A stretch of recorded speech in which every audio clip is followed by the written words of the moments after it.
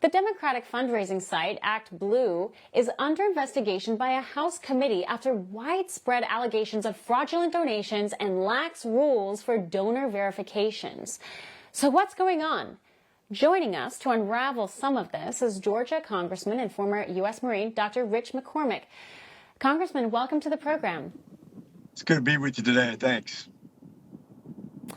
What is happening here? I understand an investigation is underway. Of course, critics on the left will say this is just political, but even when you take your political hat off, there are some objectively lax issues that trail Actblue. Yeah, they love to use things that are very difficult to prove as fraud. It's just like when they don't want any ID for voting. Of course, you have no proof that we have any illegitimate voting. Well, that's because you won't allow it.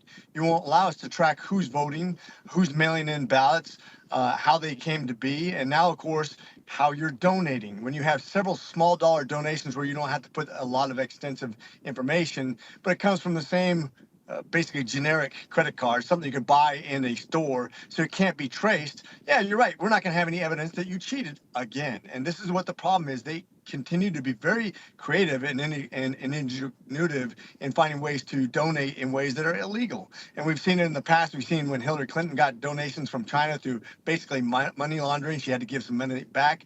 They keep on finding new ways of cheating, and that's really concerning. And they justify their moral equivalency because they think we are the bad guys. So they can do anything they want to cheat because we are evil, they are good, and all things are on the table.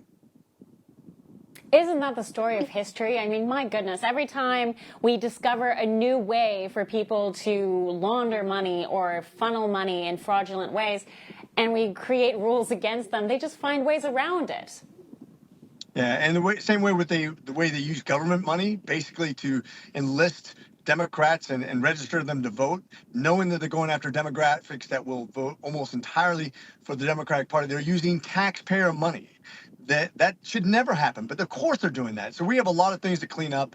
The Democrats get very creative when it comes to making the system biased, to creating a dependency on government, to do things that will basically trap people in poverty forever. Basically, they want to be king of the ashes, and they don't care how they do it. From a technical standpoint, what does this investigation actually look like? How do you actually investigate this in a way that, let's say, gives us transparent answers, for lack of a better way to put this? How do we investigate so that we have a transparent response from folks like Actblue? Well, first of all, we need to make sure we can track the information.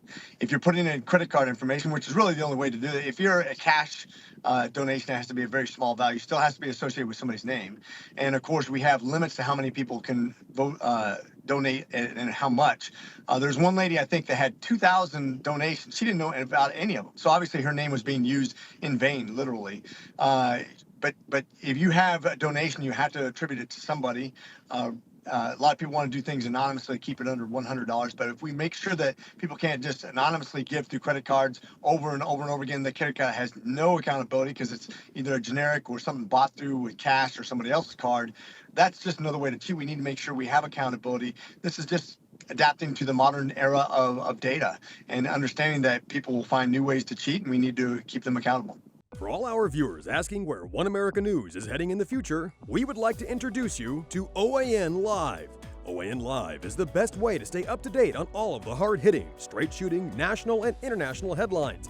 And the best part is, OAN Live is only $4.99 per month.